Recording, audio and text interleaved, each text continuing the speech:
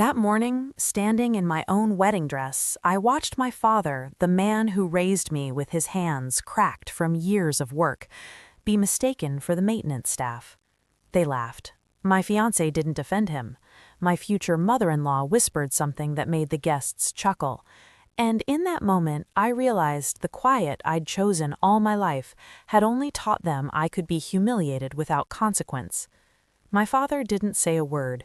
He just lowered his eyes, the same eyes that once looked straight into gunfire and never flinched. Something broke inside me then, not loud, not visible, but final. I didn't cry, I didn't shout. I simply made a promise, one they'll remember long after the music from that wedding stops playing.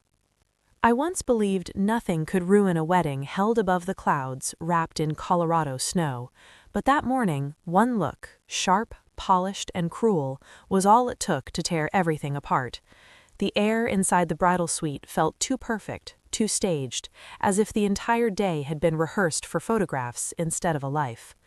Downstairs, guests murmured, crystal chandeliers glittered, and every detail gleamed with money and precision. Somewhere between the white orchids and the scent of champagne, I started to feel like an accessory, not a bride. They said my father would be late. He didn't drive mountain roads, and he refused the offer of a chauffeur from Gavin's family.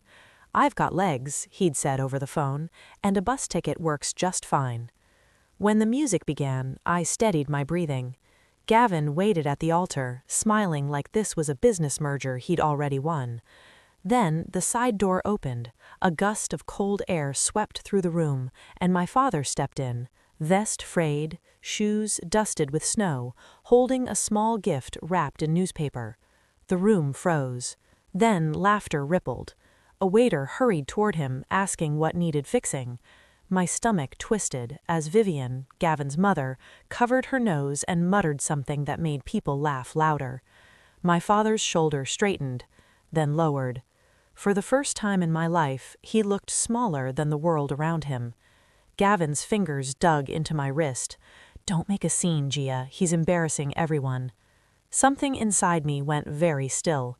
I slipped free, stepped off the aisle, and walked barefoot across the polished floor. The piano kept playing. The crowd parted like glass breaking. I reached my father, placed a hand on his arm, and simply said, "We're going home." He tried to protest, voice trembling, "But your wedding?" It ended the moment they laughed at you. We walked past them, past silk dresses, champagne flutes, and 100 stunned faces, out into the snow behind us. The music kept playing for a ceremony that no longer existed. My train dragged across the ice, leaving a crooked white line behind us, the last trace of a life I'd outgrown without realizing it. We drove down the mountain without a word. The old Ford Ranger rattled as the road curved through the snow, every bump echoing through the silence. There was no music, no apology, no tears, just the sound of the wind and my father's steady breathing beside me, the kind of breathing that came from someone who'd seen enough wars to know which ones were worth fighting. He didn't look at me. His hands rested on his knees, rough and still stained from years of work. When I finally pulled over at a small rest stop halfway down the ridge, he said quietly, almost like he was speaking to the mountains instead of me, "Don't be sorry, Gia. This isn't shame. This is clarity. Now you know who you were about to marry." I wanted to ask why he came, why he'd put himself through all that humiliation, but the words stayed caught in my throat. He turned toward the snowy peaks, the fading light catching in his gray eyes. "I didn't come for them," he said softly. "I came because you still deserve someone who stands when everyone else bows." That night I stayed at his cabin. It was small and worn, smelling faintly of oil and pine. Old photographs hung crooked on the wall. My father in uniform, standing beside men who were probably gone now. I'd always thought he'd buried that part of his life long ago. Sometime after midnight, I woke to the sound of metal scraping. My father sat in front of the fire, polishing a weathered leather notebook. The cover was scarred, the edges curling from time. When I asked what it was, he just smiled, the firelight glinting off his glasses. Something I swore I'd never open again.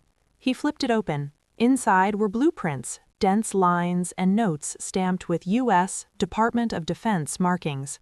At the very bottom of the stack was a yellowed document, Project Aurora, Structural Engineering Lead, Salvatore Russo. My breath caught. You worked on Aurora? He nodded once, a slow, resigned motion. Back in the 80s. They stole it, sold it off to private contractors. I walked away before it killed me. The pages trembled in my hands as I turned them. Who stole it, Dad? He hesitated before answering, his voice dropping to a growl. A company called Ellery Infrastructure. I froze, feeling the air leave my chest. The same name, the same family. By morning the storm had eased. Melted snow dripped from the roof in slow, steady beats.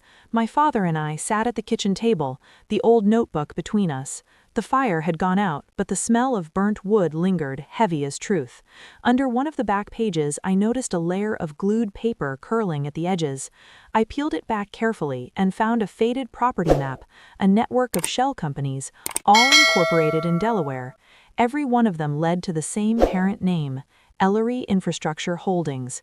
My stomach turned. The people who mocked my father yesterday had built their empire on his stolen designs. At the very end of the notebook, scrawled in shaky handwriting, was a single line, "For the ones who never came home." I stared at it for a long time. Then I asked, "Why didn't you ever fight them?" He sighed, eyes fixed on the dying fire. "I didn't want you growing up rich and cruel. I wanted you to earn what they couldn't buy. Grit." His voice cracked on that last word, and the room fell silent, except for the old clock ticking on the wall. In that moment, I understood that my father's entire life had been a quiet act of endurance, his dignity carried in silence, because no one had cared to listen. I stood staring at him, the man who built bridges no one ever thanked him for, who was treated like a ghost in the very country he helped hold together. They laughed at the wrong man. Dad. For the first time in years, his eyes caught light again. "Gia, what are you planning?" I closed the notebook, the metal clasp snapping shut with a sound that cut through the room like a loaded chamber. "Something you should have done 30 years ago." Outside, the last of the snow fell from the roof and shattered against the frozen ground. Quiet, but final. I never thought I'd see another military gate again. After leaving the Air Force 3 years earlier, I promised myself I was done with concrete walls, steel corridors, and men who measured worth by rank. But finding out the truth about Project Aurora changed that. If I wanted justice for my father, I had to go back inside the system that betrayed him. I applied for a position at the Defense Infrastructure Review Unit, the government branch that oversees private military contracts. My file was still clean, my reputation intact. Within a week, they hired me as a temporary technical advisor. The first morning back, the smell of metal and jet fuel hit me like déjà vu. I walked through the same gate where I once saluted superiors, only now I was here to uncover the people who'd stolen from my bloodline. I searched the internal archives, scrolling through project names. Aspen Shield, Blue Peak Defense, Frontline Housing, each carried the same signature, Ellery Infrastructure. Opening the blueprints made my chest tighten. The layouts were identical to my father's work from Aurora. Every bolt, every load-bearing joint. His fingerprints were buried beneath new logos and million-dollar contracts. I needed backup. I reached out to Cole Grayson, an old comrade my father once saved in Panama. He met me at a diner, his voice low and steady. If someone stole Sal's work, they picked the wrong daughter to mess with. We divided tasks. I'd trace government data, he'd dig into Eller's suppliers. Within days, Cole sent me photos, military-grade steel relabeled as civilian materials. It was fraud on a federal scale.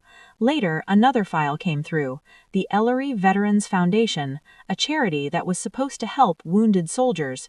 Most of the funds led to shell companies